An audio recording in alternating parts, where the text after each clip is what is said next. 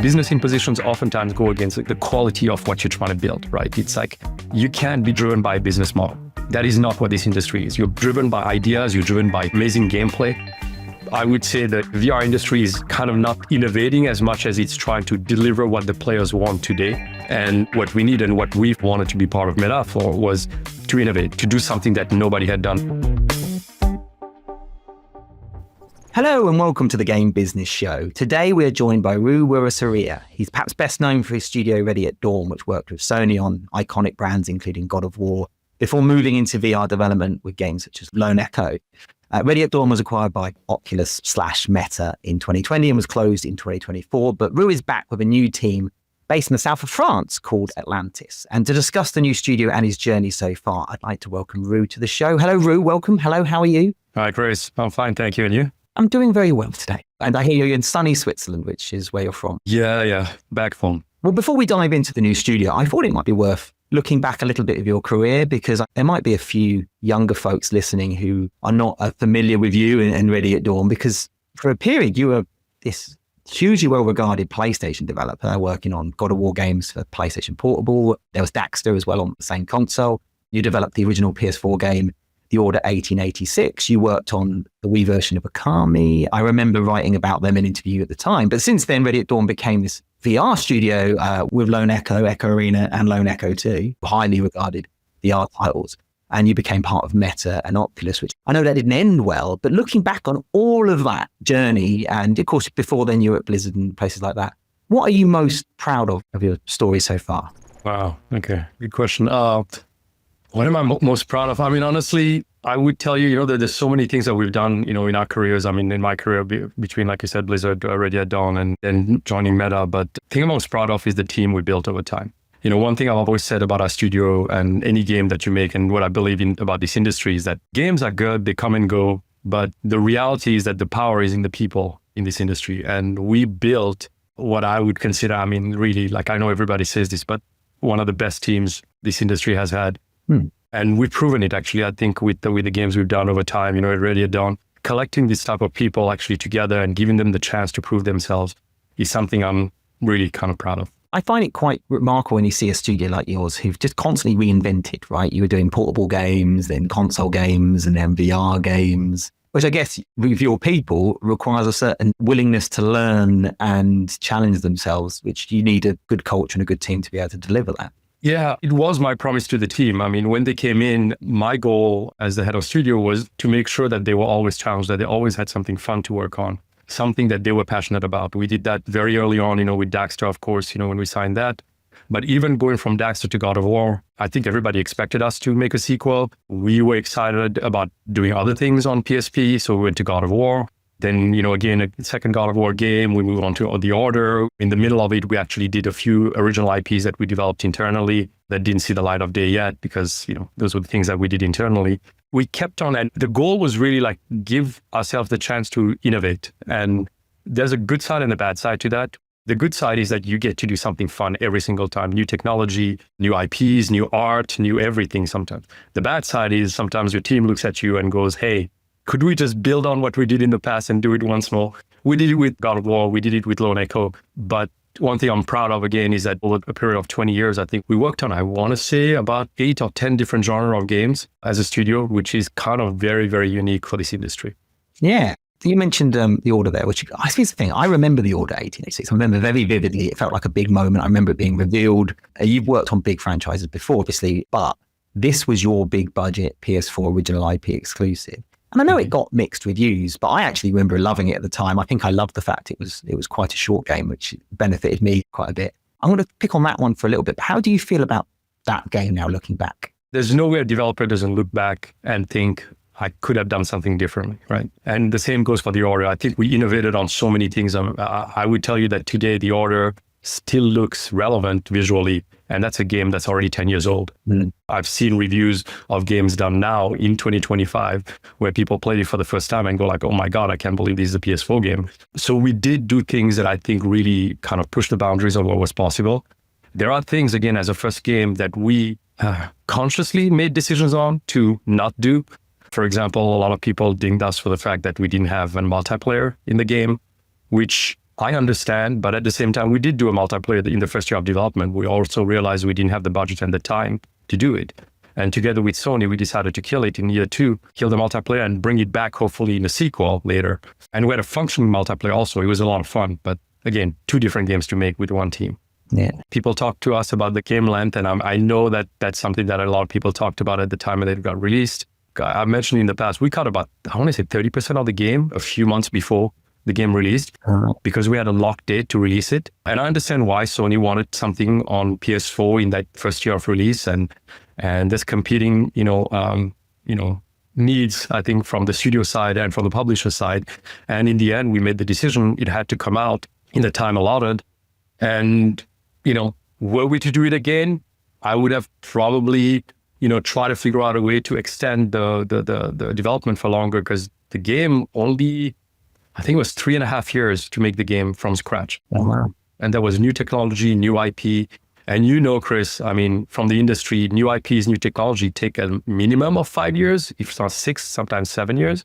Certainly now. Yeah, exactly. And even back then, I mean, you look at Uncharted, which was big under the codename big, under Naughty Dog. Uncharted was like that. God of War reboot took years to make, even though it was an existing IP.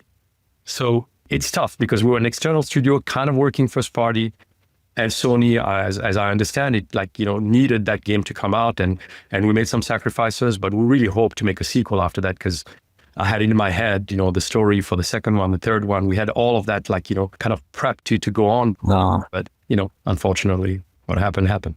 It's interesting. We had IO Interactive on the show recently, and they take this franchise approach to things, right? Where every time they made another game, they're able to make it more cheaply because it's not a new IP or anymore. They've got all the assets and they've done a lot of the building and a lot of the foundation, but also they could do it a lot better.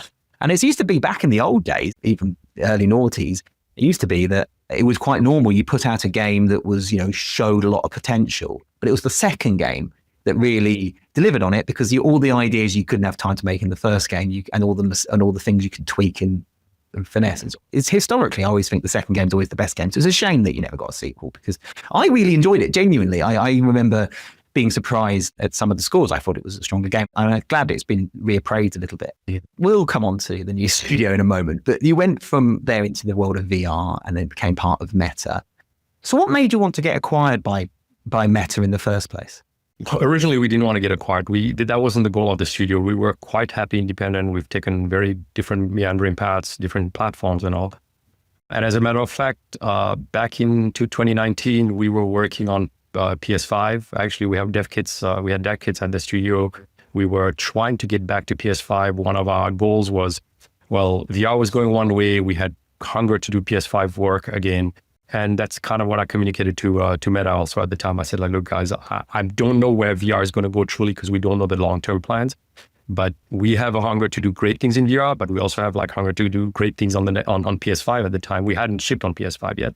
So that's kind of our path after Lone Echo 2. Lone Echo 2 was supposed to be our last VR game. And those discussions led to them coming back and talking about the future, about the plans they had, about the social platform that Mark was trying to build, the future of what VR could be, which I was excited about. As a matter of fact, I talked about it with Jason Rubin, when we talked about the metaverse back in 2017, when the first document was written about the metaverse. We jived on how the experience was going to be. Actually, he wanted to pitch a version of it that actually included us building the technology from the ground up and all. It was really fun. It was going to be amazing. And we talked more about it with them.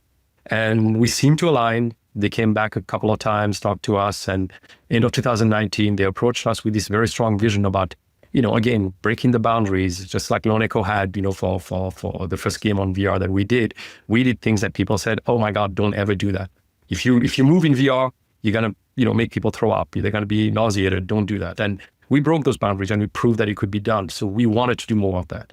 And that was the reason why we got acquired, because they came to us, they said, hey, we'll build a stronger partnership. You guys will get to do cool stuff and we'll follow this path of innovation that you set. And I gave them a full, roadmap of the next years of what Rad was going to do. And that's how we started. It was a really amazing relationship. We were working on that, back and forth during COVID. Even they were amazing during COVID. I mean, we were all working from home. We had a lot of facilities working for Meta, and we continued on that path. And unfortunately, I feel like we, over time, as much as I saw this acquisition as being like, this 5, 10, 15, 20-year plan of building the metaverse potentially and being part of it, I felt at least as a studio for what we wanted to do, I kept our studio on that path. That was always my goal. And like I told you at the beginning of the interview, I promised the team that we were going to do something and deliver something, and that I would always keep that promise, that we'll always do something cool and innovate. And I kept that promise to the studio while we were part of Meta. And I kind of held steadfast to that idea, even within Meta, saying like, this is what we want to do. And even when we were trying to be veered off to something else, I was like, no, we need to stick with this. I believe in this. We were actually working on something that had, a longer time range, like 5 years, 7 years. It was both technology and software, and I was fighting to keep that going. And we kind of felt as, the last years of Meta went by, that wasn't quite aligned, with where Meta was taking things. And you could see that. And that's the reason why kind of, unfortunately, from that acquisition 4+ years later, we shut down the studio, because once you don't have that alignment, Radiant Dawn can't become something else. It was built for something. It has something as a DNA. It has a character, and you can't turn that studio into anything else but what it was built for. And unfortunately, that's kind of how the whole thing was shut down. The VR industry, we don't talk about it very much anymore. There's a time it was everyone was talking about it all the time. And I haven't actually featured it on the show yet since we launched the game business. It does seem to have stalled. How are you looking back, and obviously looking at the VR industry now that you're sort of not in it day to day? How do you view it? And VR actually, has had many lives, in the last decades in different versions. The difference this time, I think, and when we joined, there was something different about VR. It wasn't just a visual thing. It was about immersion. It was about being in the game. It was about, this tactile feel of the game, where it was no longer about looking around and feeling like, oh my God, I'm in a different world. It was touching something that was virtual with those, controllers. For us, the journey started actually, funnily enough, before we joined Meta. It started with Morpheus, PSVR 1, the first iteration. Shuei Yoshida demoed it actually at a GTC, the Sony kind of tech conference that we do at GDC. Mm-hmm. He was so excited about it, and actually it's contagious when you hear him talking about it. I was like, oh my God, this is going to be so cool. I want to be involved in it. And we kind of kept abreast of what it was turning out to be for a few years while we were working on the order. I was kind of always interested in it, and even before we shipped the order, I contacted Jason Rubin, who had just joined Oculus at the time, before they were acquired by Meta. And he and I discussed the potential of working together. I think this was 2014. And I had ideas. He was like gung-ho about it and what the future could be. I think those ideas merged. That's actually why, in some ways, when we didn't make the sequel of the order, we already kind of had everything lined up for what we wanted to do on VR already. And we started working with Jason actually kind of literally the month after we moved away from the sequel. And I will tell you, from then to now, I still believe in what he can achieve. It's something that other medium can provide right now. There's an immersion factor, there's an emotional factor, there's a connection factor that doesn't exist in console games and PC games that you get in VR. You play a character in every other game. You are the character in VR, and you do truly feel that. We saw it with the first Lone Echo and the reviews that we got for Lone Echo in 2017. Now, the fact that the industry has kind of started a little bit, in the last years, I think is just a question of not having enough players in the industry. I think Meta truly believes in it. Meta actually understands what their long-term of VR could be and what the platform could be, and that social platform that the future could be. It's just that in order for this industry to grow, it'll need a lot more players coming in. You need competition, you need innovation. And right now, I would say the VR industry is kind of not innovating as much as it's trying to deliver what the players want today. And what we need, and what we, for example, wanted to be part of Meta for, was to innovate, to do something that nobody had done. That's actually, as a matter of fact, what we were kind of like trying to achieve before we shut down the studio. Was really not about serving the VR industry today. It was serving the VR industry in like 5 to 10 years. And there are still ideas floating around. There are still things that haven't been done that we truly believe, and I believe, should be done in VR. I think that it's a matter of time. It really is more, for me, a matter of time more than like whether or not VR is going to survive. It's just that it'll stagnate a bit, but I have a feeling that it's going to be there in a much better form and bigger form in another 5 to 10 years. So what's the secret to getting in more players into the world of VR? Is it the hardware, or is it the innovation that you were talking about? It's a software. It's always the software. I mean, look, I'll say that as a developer, and I know that other people will go like, well, the hardware needs to get better. I don't always believe that the hardware needs to improve that much to basically make experiences that are amazing. Again and again, we talk about like improvement in PS4, PS5, PS6, whatever the next iteration is going to be. But then you look at Switch, and there are games made on Switch that are just amazing pieces of software, amazing gameplay mechanics, amazing immersion. They don't need that technology. And I think VR right now needs amazing software, and amazing software will take risks. It'll take some hits and misses, right? I'll use the example of The Order. I will tell you that some of the things that were unappreciated about The Order 10 years ago, as you said, I appreciate it now because of the changes in time and what people want and what people expect out of games. Software should be kind of this breadth of the choice of things that players want to have. And I fear sometimes that the industry kind of like feels like they got to silo themselves because that's what's successful. And the industry needs to have everything in it in order to be successful. Things that are going to be, like cult hits that are going to be appreciated way later, things that are not going to work today, but that somebody else will pick up and improve on in the future. And unfortunately, because of the economics of it, it's not always the way, we make decisions in the industry. Yeah, I can certainly see that. My job, I spend a lot of time talking about distribution channels and business models and hardware and all that kind of thing. But I know that's only about 5% of it. 95% of it is the games, right? And, we talk about, you mentioned Switch 1, which I think is a brilliant example. Switch 1 is a game where people buy things on cartridges from shops and then put them into a machine. Like, this is the oldest business model in games, right? I love it. And yet it's one of the most successful platforms in the world, and Mario Kart sold 60 million units. The reality is it did very well because they made some really good games. Yeah. And yes, the form factor and the hardware and the flexibility of the device helped. I'm not denying that, but it's like, but if the games weren't there, it wouldn't have mattered. And I think that's true of platforms overall. If you look at the history of our platforms, and of the game industry, there's always been certain games that move the needle. There are games that actually are unbelievable entertainment that you play a game. And sometimes you want what you expect out of the game, right? Like I will play something that I know what I'm going to get if I buy a certain game.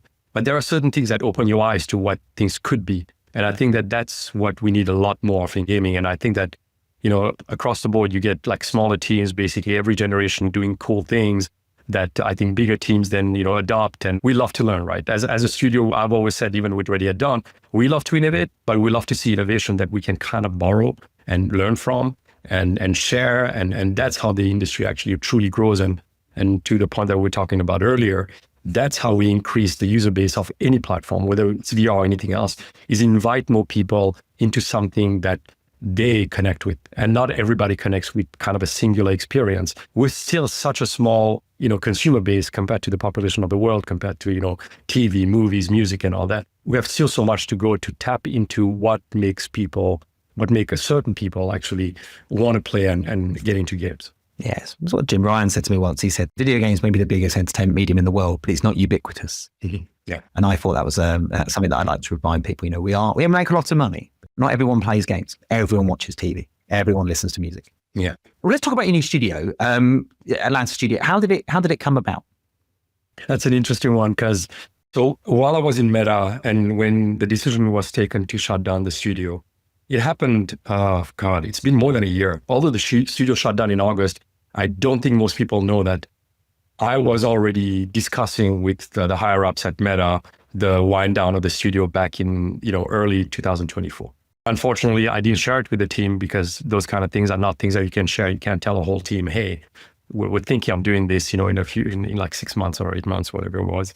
So I kept it to myself. I worked with some of the higher ups over there to do that. And frankly, I consider myself sometimes to be a little bit of a dinosaur in the industry, purely because, when I look at the younger people, I should say, that come out of the industry with so many cool ideas, I'm there to listen to them now. Now I feel like, look, I've done my time, I've done amazing things, and I want to see like cool stuff come out of all these people that are now getting in this industry, things that we've never thought about, the same type of passion that we have in the past, but, for the present generation. So my transition was going to be, hey, we shut down the studio.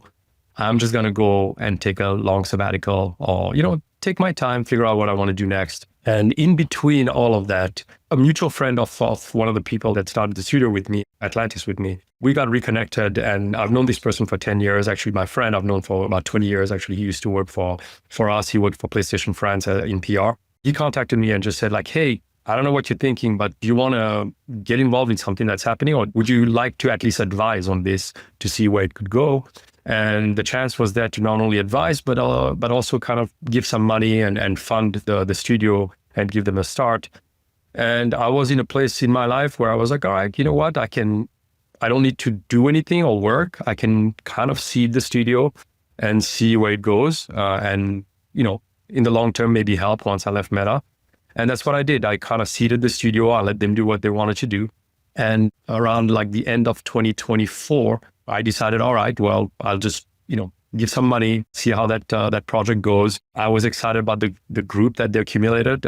So between the people that I knew from a few years ago to the people they assembled from studios in France, there was something exciting. There was that feeling that I had when we started the studio, you get a little spark, a little excitement because you figure out that there's a DNA inside the studio and they have something in them that they want to put out.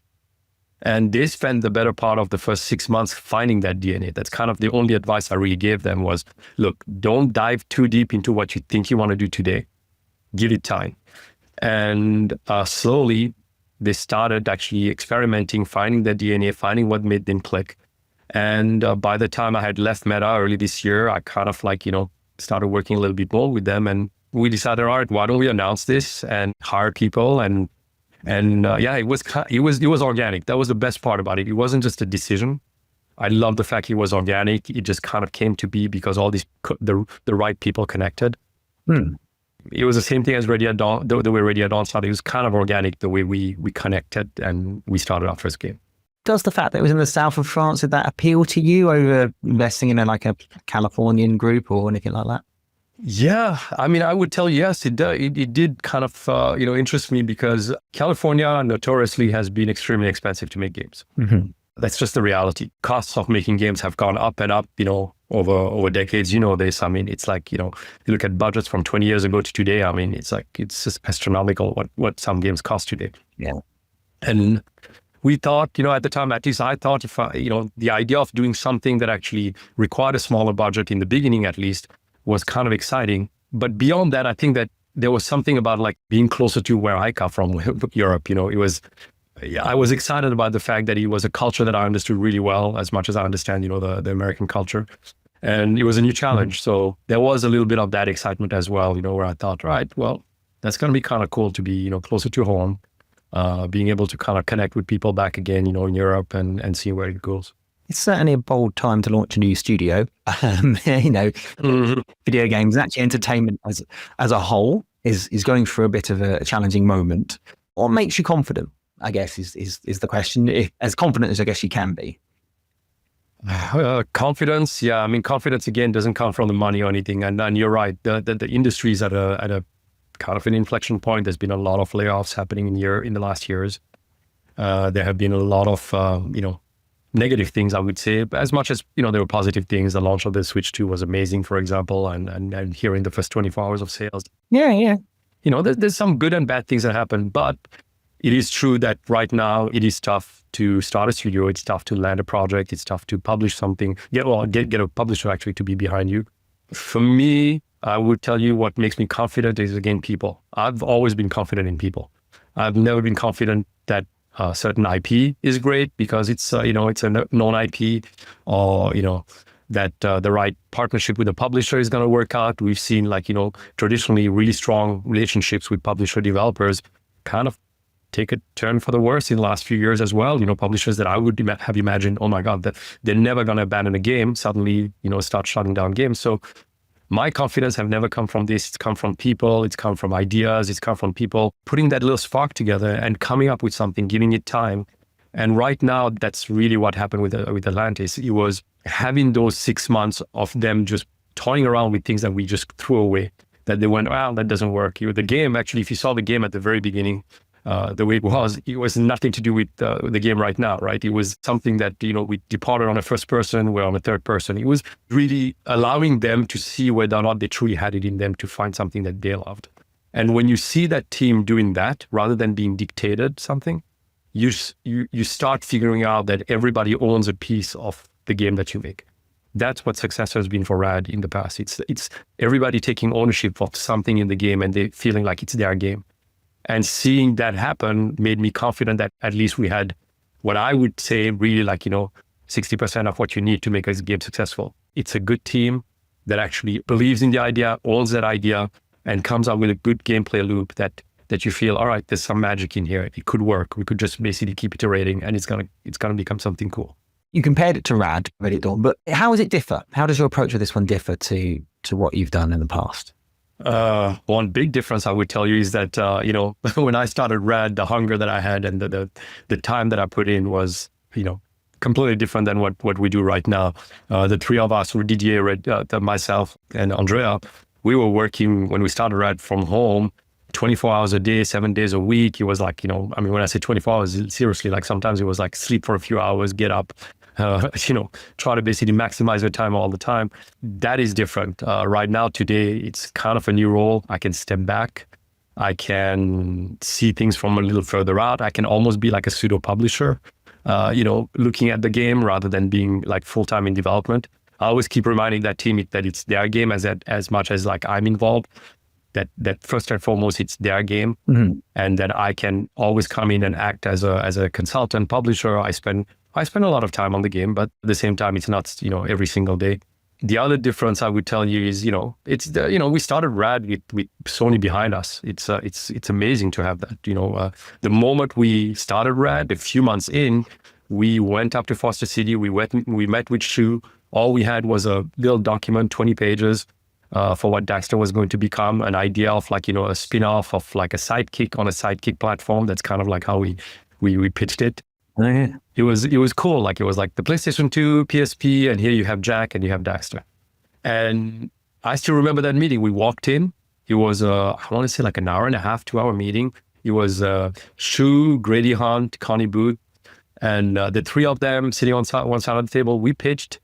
We're like, all right, we're done. We're walking away. We'll walk into the elevator. The elevator doors open. As we walk into the elevator, Grady runs behind and says like, okay, I think we're good. That was the industry back then. It was amazing to have that feeling of like, they just heard it. They were good to sign. Today, we're kind of more in a stealth mode. It's not the same. I don't think you can just, it's not as easy to walk up to publishers. There are only a few that work that way. That there are some people that I know in the industry that are still driven by that passion. But today, I think it takes a lot more to land a project. So there's a little bit more fear of like, how that start is going to happen. Is the aim with the studio to be AAA, or do you share this sort of vision everyone seems to be sort of following at the moment, which is that actually maybe being focused and a little bit smaller is the way to go? Yeah, I think it's a sign of the time. We're a little more focused on the let's say AA, type game and budget. Yeah. Remaining a small team, I don't think we want to grow beyond like 25, 30 people. We want to make games that actually, kind of have impact but at the same time, doesn't feel like we're overwhelmed. Take the time to ship them rather than being rushed to ship. I think, Claire Obscure, in Montpellier did an amazing job, with Expedition 33, for example. They're like only like an hour away from us, same similar kind of vibe. They're a small team. They did something amazing, that kind of a biggish game, but not with the type of AAA budget that you need. It's interesting. I struggle a little bit with the labels because one of my franchises I love is Resident Evil, and Resident Evil is a focused game. It's not driving and open world and RPG mechanics. It's just a very, very, very good horror game. It does this thing very focused, but we consider it a AAA horror game. And then you play something like Space Marine 2 or Claire Obscure, which does similar things. It doesn't do the whole spectrum of what it could be. It just focuses in and does something so well. And that thing it does well, I would argue, is of AAA quality, right? Agreed. It's a AAA experience there. It doesn't do everything. It's not not the 500 million, billion, whatever dollar budgets that is required to make an Assassin's Creed or a Grand Theft Auto. But it does that one thing really, really well, better than other games. Like I think some of the mechanics in Space Marine 2 is better than other games. It doesn't do the same thing as all action games.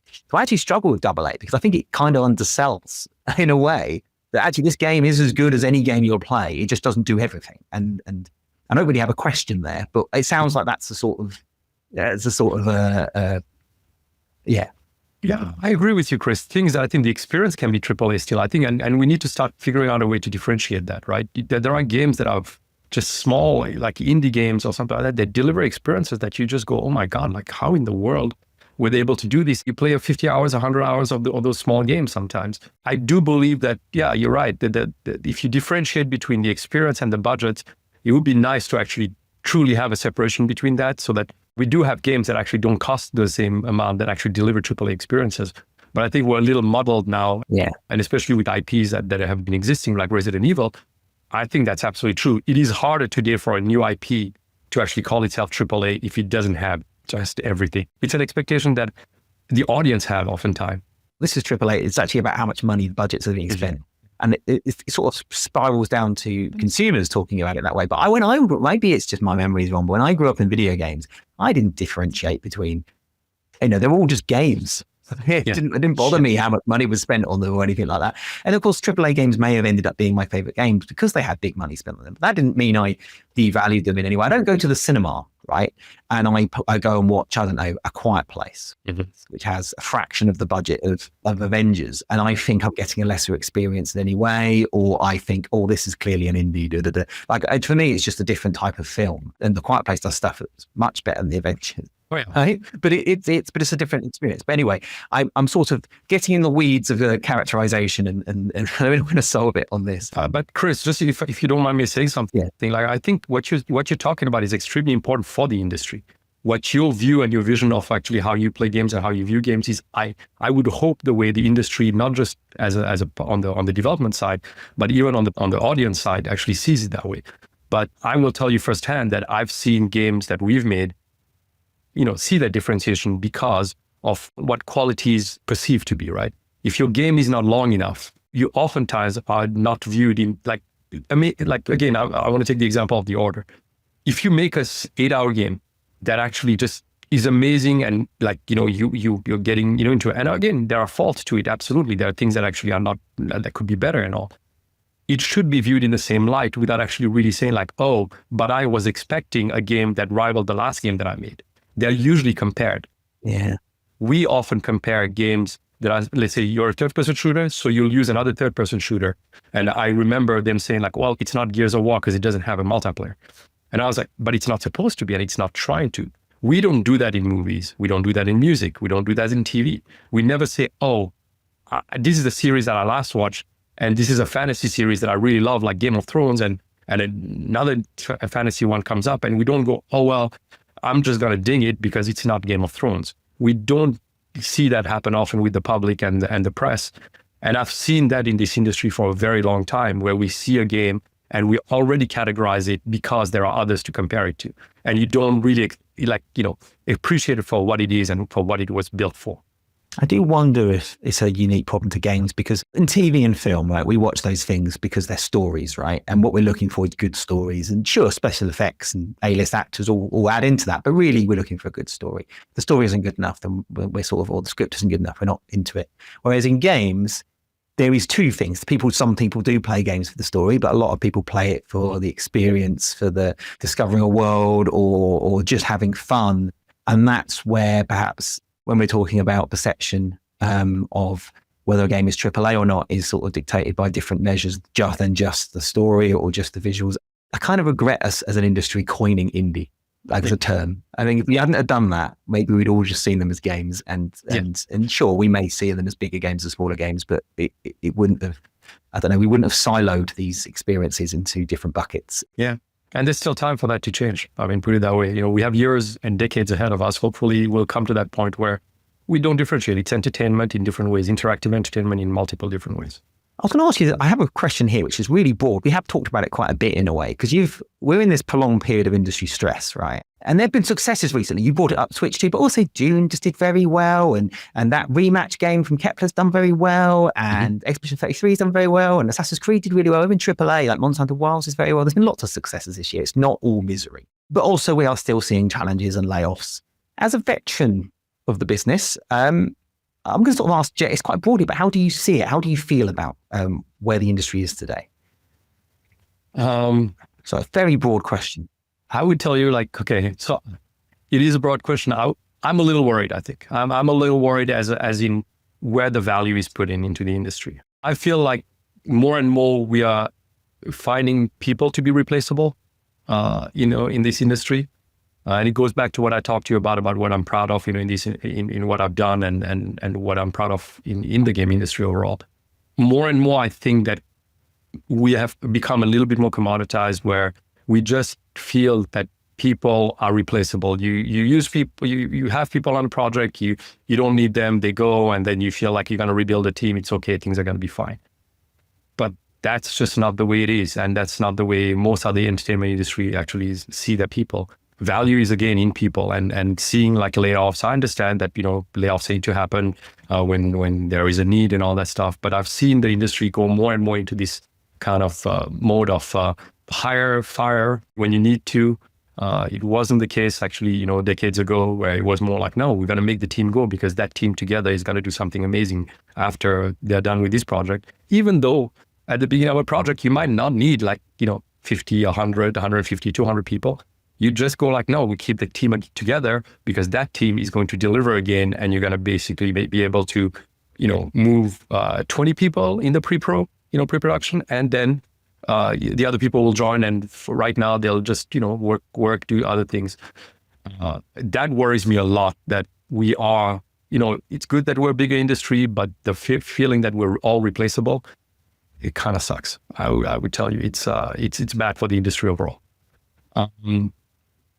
The other thing also is, again, like expectation. I've seen the industry at times, even when we were independent, 10 years ago, we were approached by publishers that, came to us saying like, well, if you want to survive, you have to do these type of games. You have to do free to play. You have to do this. You have to do that. That wasn't so much the case. I remember in the 2000s, where everything kind of went and everything was good and it worked in a different way. Oftentimes a lot of games have been more and more pigeonholed into if you really want to be successful, you need to make it free, and then we'll figure out a way to monetize. All of those kind of impositions kind of go against, business impositions oftentimes go against the quality of what you're trying to build, right? It's you can't be driven by a business model. That is not what this industry is. You're driven by ideas, you're driven by amazing gameplay. And yeah, I will tell you that, the way the industry is today, I see a lot of games driven by business models where a publisher will come and say well, we'll do this, but only if we do, season passes, and you're going to have to do this. It's well, does the gameplay lend itself to that? Was the game built from the ground up for that reason? Yeah. It's what happens when the industry gets bigger, market cap gets bigger, and money is driving a lot of things. I think this has always been true, but I think it's more true today. And what you're saying, I completely agree with it. I think that you kind of need to do what's right by the game, right? And audiences do everything. They will buy things at premium prices. They will play free-to-play games. And you've got to do what's right for the title. And I know that there's some companies, Xbox has been conversation a lot this week. And one of the conversations around Game Pass. I think Game Pass works really well for a lot of games, but I don't know if it works for all of them. And I think, so therefore, maybe think about what the game needs first and foremost. And then it's great that that's an option. And it's great that you've got all these different types of business models and platforms and things. But I think it's a matter of what works, what's the game doing, and who the audience is, and doing what's right by that and letting that lead the way rather than the strategy the way. And it's all great you've got a strategy, but sometimes break the rules. Don't worry about it. Just do what's right by the game. That's been my thinking this week. Yeah, I love that. I think, amen to that, I would say, because that's exactly what I think most of the developers, you're basically saying what every developer would like to hear in a conversation about how do we basically market this game. It should be driven by that. It's great that we have different distribution model. Not everything needs to fit in that. I think even publishers are sometimes fighting what they want to do and what the market wants and what players want. I've seen games in the past, come out. There are, good games, but sometimes a vocal minority will come out against it. It's like, oh my God, I can't believe I have to pay for this. It should be free to play. And I'm like, but why should it be free to play? If you like it, you know what I mean? Like sometimes there are so many games out there that if you really want a free to play game, there are plenty for you to choose from and play. Exactly. That's the joy of a broader industry. And we're talking about getting broader, getting more ubiquitous, making more and more people understand, get into games, that some people will want to buy their games the old fashioned way or the classic way, shall we say. And really it's what works best for the title. And you don't want video games to be compromised by business models or money. Sometimes it works and sometimes it doesn't. But anyway, I think we could probably be talking for ages. And I'm very conscious of the time. So I'll ask one more question about the studio and yourself. Where do you see it in 5 years? I put an arbitrary number on it, but where would you like to be in let's say 5 years' time? Again, like I said, I don't think we want to grow too much. We want to be driven by passion. I think that DNA that we had at RAD about innovation and being driven by passion, I kind of want to inculcate that a little bit again to the studio. It won't be my place to make the decision to do that, but I will leave it to that team to decide whether or not they want to have a similar path.